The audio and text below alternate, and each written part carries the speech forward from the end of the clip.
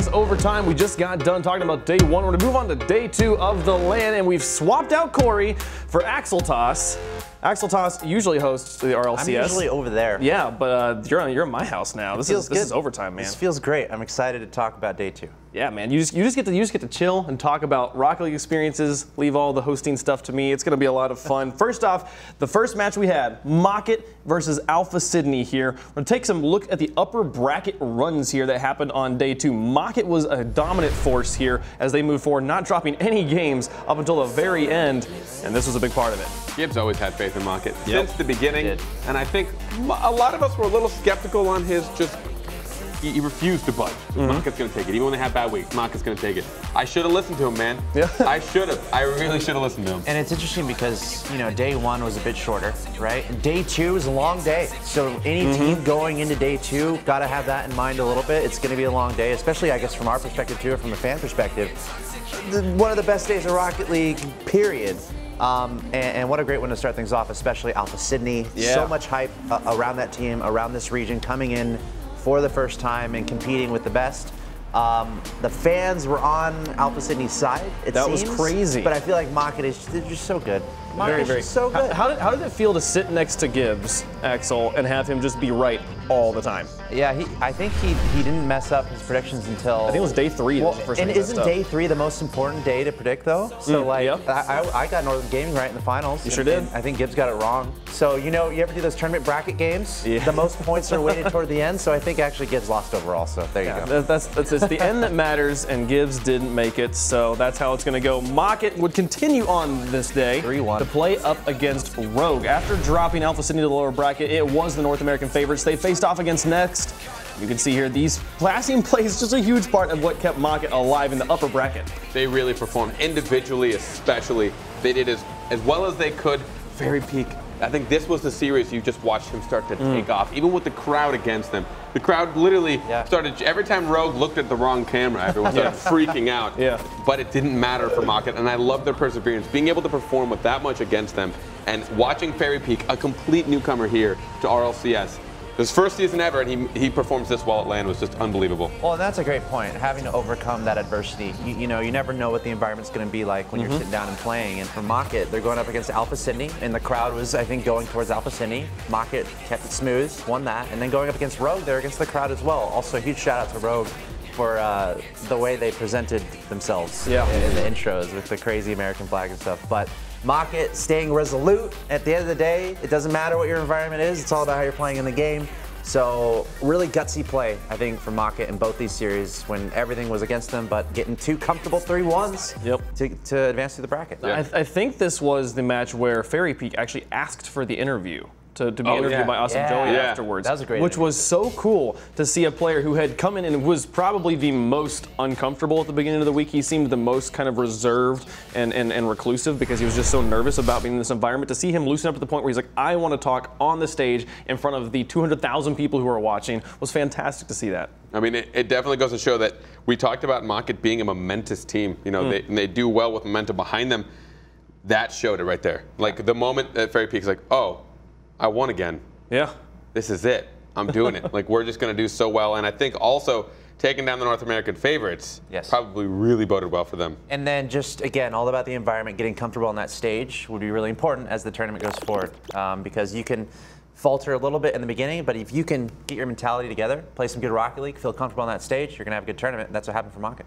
Yeah, Maktuf making the full run all the way into the winners finals. Now on the other side of the winners bracket, NRG, the North American favorites, the three-time North American champions. They faced off first here against Northern Gaming, who was the other big contender here at LAN, as we will all see in the day three. But NRG came out in such strong form, completely wiping the floor with Northern Gaming. So for those of you that don't know the history, NRG had never they had never beaten a European team, ever. They had come to two LANs, and they were always the North American favorites coming in. They were North American champions. They won the North American regionals every single time, and they'd never beaten a European team. So this was a huge emotional barrier for them to finally overcome. And when they did it, everyone was like, is this the year? Will we see NRG finally performing? Northern Gaming seemed a bit slow, and everyone was skeptical. They had a sub going in with Turbo Pulsar. A question for you, AxelToss. As someone who sat out in the audience, who did you feel like was being cheered for the loudest, Rogue or NRG?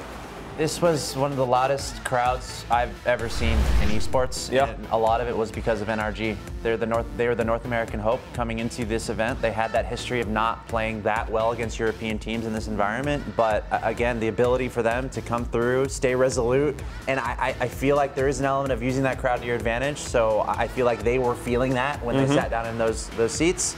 And you just got to have that mentality. It's like, all right, we're here. It's the World Championships. Yep. There's no second chances anymore.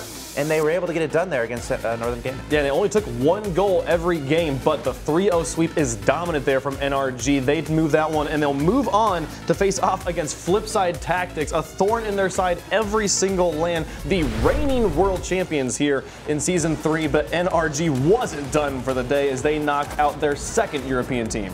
From beating their first European team to then beating the team that knocked them out every year prior.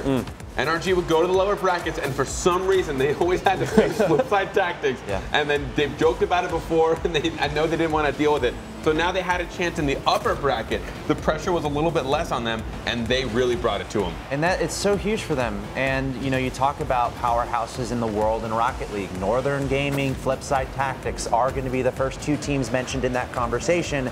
And here comes NRG with the history of not even being able to beat a European team, and they're able to take down Northern Gaming and Flipside back to back, kind of like the Leftovers did way back in week 1 of RLCS this season. But really cool to see NRG play so well.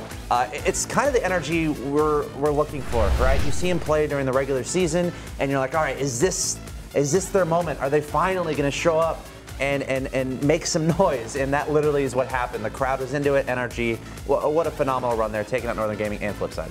Yeah, no, it was fantastic to watch these guys make the upper bracket run here, and that led us to where NRG and Maktuf were in our winners finals. The winner would move on to the grand finals, and these are our #1 seeds from their respective regions, which was so cool. I don't think we'd ever had that happen before, where the #1 team from Europe and the #1 team from North America both did not lose in the upper bracket until they faced off against each other. That would happen on day 3. I mean, that could not have been any more perfect. I don't even know what to say, apparently, because my words are losing It's like it's scripted. Like that's the story you look for. That's how it's designed. It's like, okay, when you're going to the World Championships, ideally, your #1 from North America and your #1 from Europe are eventually going to mean that up bracket, and that's exactly what happened, giving us again a remarkable show.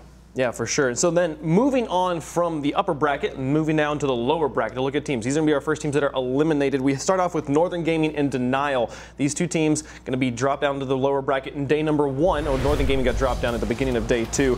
But Northern Gaming able to take it to the Canadians here, who just did not have a very good run here at the LAN. But it was still very exciting to watch this Canadian team play. Denial was the team that knocked out G2 in their final opportunity. They certainly did. That was it. It was G2 and Denial in the regionals, and whoever won that would go to LAN, and Denial took it. And I think everyone was really skeptical of Denial coming in. Like, how did they make it here? And a lot of people were asking that. And they didn't perform well in league play, but they still did it. They performed when they needed to. But Northern Gaming, just game after game, started to show that they were just so consistent as a team. Yeah, a lot of question marks here. Northern Gaming coming in with a sub, and oh no, they're knocked down to the lower bracket. But a little bit of foreshadowing here, like this is the opportunity to rise up.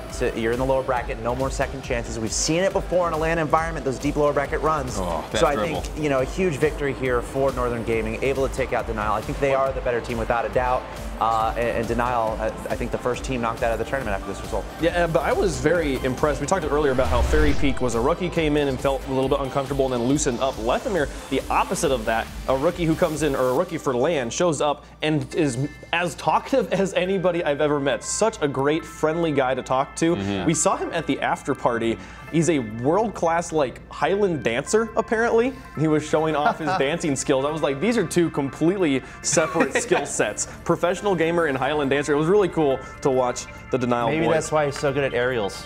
Maybe, yeah. It's a very high flying dance sort of thingy. I don't know. I was watching him. I'm like, not a part of this I've joke. seen Irish dancing. I've seen ballet, and this is something in between. I'm so confused. It was really cool. We'll have to find some hidden footage of that one day. Yeah, I'm sure it's out there somewhere. Moving on, Alpha Sydney versus the Leftovers. This was the end of the road for Alpha Sydney, but they had already made their mark by dropping Denial earlier on. The Leftovers would go on to be the OCE Slayers as they would knock out both Alpha Sydney and Jam Gaming. Everyone was super skeptical of OCE, even here on overtime, when we had to predict how many individual games they'd win. GameSpot had 2. I actually came close. I guessed 6 They got 7, so I was 1 shy. Good for you, even a little better. I know. Good for you. I had to pat myself in the back for that one mostly because I just want to say I'm better than James. Oh. I was lucky that segment I was just asking the question. I didn't have to put my opinion on the line at all. Yeah, and Alpha Sydney, they had a lot of crowd support during this match as well. But, you know, there's a lot of questions about the leftovers coming in here, and especially throughout the season. You know, the team that came together just barely before the qualifiers began for this season. In the first week, they take out Flipside and Northern. They were at the top of the European region pretty much the whole season until the last week, I'm pretty sure. And then they get locked down to the lower bracket in their first match of this championship, but able to bring it back a little bit, take out Alpha Sydney. And again, it's so important when you get down to the lower bracket. If you get that one win, that could be all it takes to set yourself up on a nice run. It was beautiful to me to watch the way the leftovers were this underdog in the season that nobody knew, and Flipside, this European dynasty, the reigning world champions. How similar these two teams felt to me. That these are the teams that I would never count out no matter what happened. When they dropped to the lower bracket, it's like, oh, this is when they shine. This is the team, the leftovers is the team we know for the reverse sweeps all season. When their back is against the wall, that's when it's the most difficult for them. They were down in the lower bracket early on, and I think where even in that series, it felt like they were just kind of playing individuals and not as a team. They were struggling to find each other on the field. Is what it seemed like.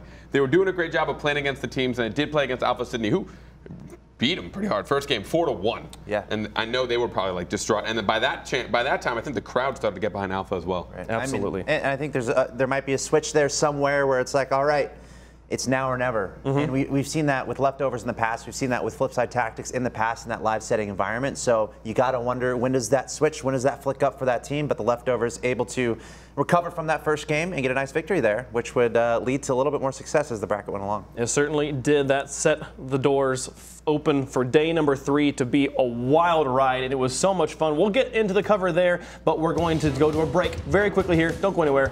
We'll be right back.